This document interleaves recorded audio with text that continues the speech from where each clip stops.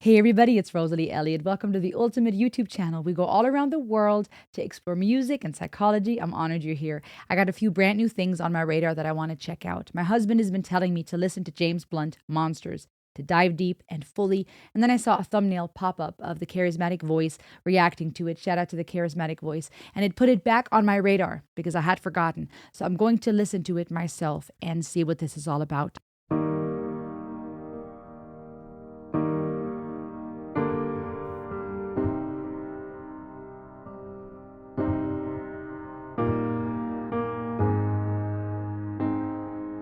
Oh, before they turn off all the lights, I won't read you your wrongs or your rights. The time has gone. I'll tell you good night, close the door. Tell you I love you once more. The time has gone, so here it is. His tears look real. I'm not your son, you're not my father. We're just two grown men saying goodbye. No need to forgive, no need to forget. I know your mistakes and you know mine. And while you're sleeping, I'll try to make you proud. So daddy, won't you just close your eyes? Don't be afraid. It's my time to chase the monsters away. Those are real tears. That looks like real pain. Oh, well, I'll read a story to you. Oh, Only difference is this one is true. The time has gone. I folded your clothes on the chair. I hope you sleep well, don't be scared. Time has gone, so here it is. I'm not your son, you're not my father. We're just two grown men saying goodbye. No need to forgive, no need to forget. I know your mistakes and you know mine. And while you're sleeping, I'll try to make you proud. So daddy, won't you just close your eyes? Don't be afraid. It's my time to chase the monsters away. Sleep a lifetime, yes, and breathe the last word. You can feel my hand on your arm. I will be the last one, so I'll leave a light on. Let there be no darkness in your heart. But I'm not your son, you're not my father. We're just two grown men saying goodbye. wow. No need to forgive, no need to forget.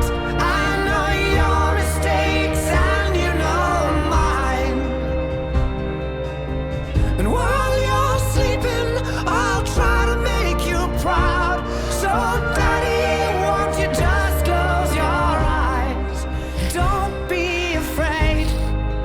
It's my time to chase the monsters away. Ooh.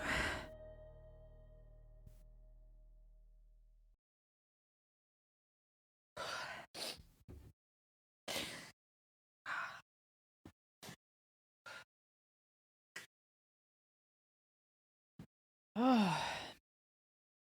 I'd be curious to hear how it makes you guys feel when you see someone who says, "Hey, I worked as a teacher, as a therapist." Curious to see, and let me know in the comments how it makes you feel when a person that says that cries. I ask that because, even in a therapy session, and I'm not your therapist in this setting, but I want to pull out the therapeutic parts of this, and we will talk about the psychology behind this in just a second. But even in a therapy setting or in a teacher setting or in a mentor setting, there's this fine dance between needing to be objective and wanting to bring some type of objective value in order to be a safe place for the patient, right? What's the point of a therapist breaking down, losing their shit? The patient won't feel very secure if the therapist doesn't seem like they have a grasp on all things mental health and psychology.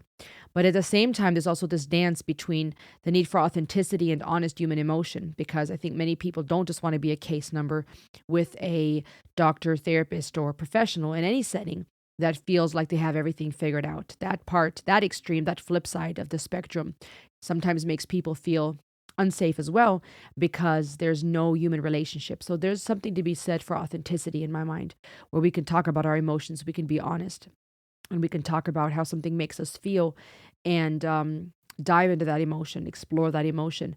And, in a healthy measure with boundaries, of course. When we think of the death of our parents, when we hear something like this and it brings up our own feelings about our parents, the parents we do have, the parents we don't, the relationship we wish we had with them, it's hard to process. And so it brought up a lot of personal emotion for me thinking about my own parents and trying to prepare myself for when that time comes, and the fear that I may not be there to hold their hand, that I may not be the one to turn off the lights. And that brings with itself a whole host of pain and a whole host of questions and feelings within and of itself. So this was very personal because of my own concern for my own parents and the hurt that comes with that, and this desire for us both to have peace. The song is incredibly powerful. The musical composition was beautiful, but this was much more than just a sad ballad that taps into our emotions.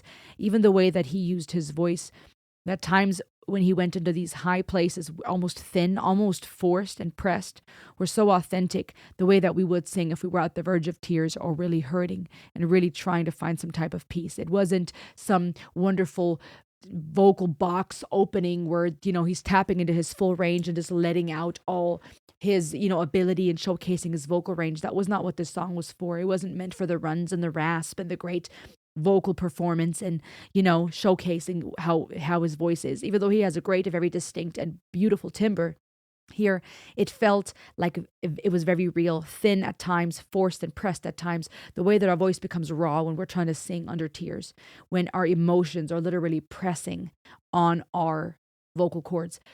Even the way that he was crying and that he was expressing his face was very authentic and very powerful. And it felt real. It felt like this is personal. This gentleman in the video seems to be his dad, looks like him. And so that was very powerful to have him there. And wonderful that James Blunt had this opportunity to write such a song, sing such a song to his father, but also to create art in a way that touches the rest of us. It's personal to him, it seems, will be, if his father has not passed yet, is personal as he deals with his father passing. If he hasn't yet, it will eventually.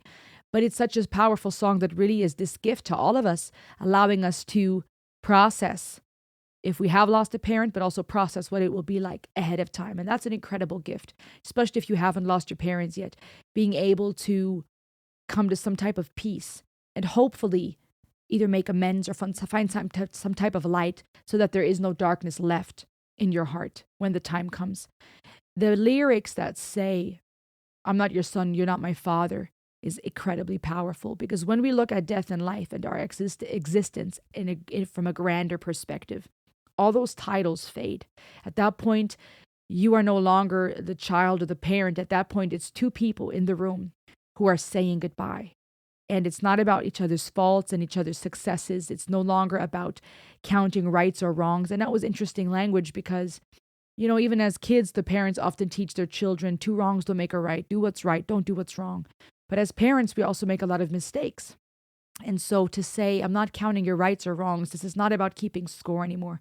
At this point in life, when we're getting ready to say goodbye, it's not about what you've done wrong or right. When it's time to close that door, we would hope that all of us don't have darkness in our heart anymore. And it's so powerful because where the parent is the one that chases the monsters away when the child is little, where the parent is the one that turns off the light and sings lullabies and tells stories to bring some type of comfort. This adult son is now telling his father, I will tell you a story, but it's not a fake one, it's the real one. I will turn off the lights. I will hold your hand. I hope you can go to sleep in peace. And guys, God, the idea of that, me trying to prepare myself for when that comes from my parents, me wanting to have that type of amends with them, me wanting to make sure that forgiveness has occurred, that there's peace, that they can really rest, that at some point all the hurt that has been caused no longer counts, that it's forgiven, and that they don't have to have darkness in their heart and they can sleep in peace. God. And I also want that for my own children. I want for one day for them to hold not any mistakes I've made against me, for them to have peace, and for them hopefully to not hurt too much when it's my time to go. That's my biggest wish. I know I'll be okay either way, but I don't want them to be hurting. I don't want them to miss out. I want them to have everything. I don't want them to leave. I don't want to leave them behind with any type of lacking. And for the child to take on the role of the parent, not a parent per se, but a fellow human that says, hey, I'm going to chase your monsters away. It's my turn now. Also shows, to speak on it from a psychological angle, on the cycle of life, but also how at the end of the day, we are all human beings. We come in this world helpless, we leave this world helpless. And while our relationships do have merit and matter, right? We have marriages, families, children. There is, during that lifespan between death and life, something to be said for our various relationships. Of course, we're not going to expect children, or shouldn't expect children to be what an adult should be. We understand that the role between a man and a wife is going to vary. We understand that my spouse has a different role, or should have a different role in my life than a coworker or a friend, right? We understand there's dynamics and labels, and there's a place for that in that span between life and death. But when we look at it in the grand scheme of things, it's not necessarily as complicated as we are making it out to be. We're all human beings who want to get rid of the monsters, who are looking for some type of peace, who are trying to make sense of the in-between that we find between death and life, and who are going through that cycle of coming helplessly, leaving helplessly, hopefully with peace in our heart, being comforted when we come in and comforted as we leave. Because those are some of the most powerful moments, when you witness a birth and when you witness someone passing, in that atmosphere, when that spirit leaves the room.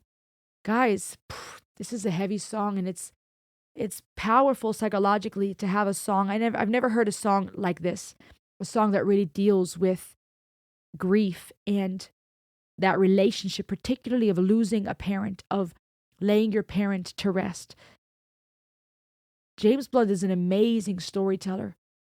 He taps into emotion unlike very few, but in a different way. The storytelling is so personal, but it's so powerful because it's relatable to us, because we all will have to deal with that one day. Either you have, and I hope somehow this song can bring you some type of comfort in your soul when it's your time to, if you are processing, you're having laid your parents to rest.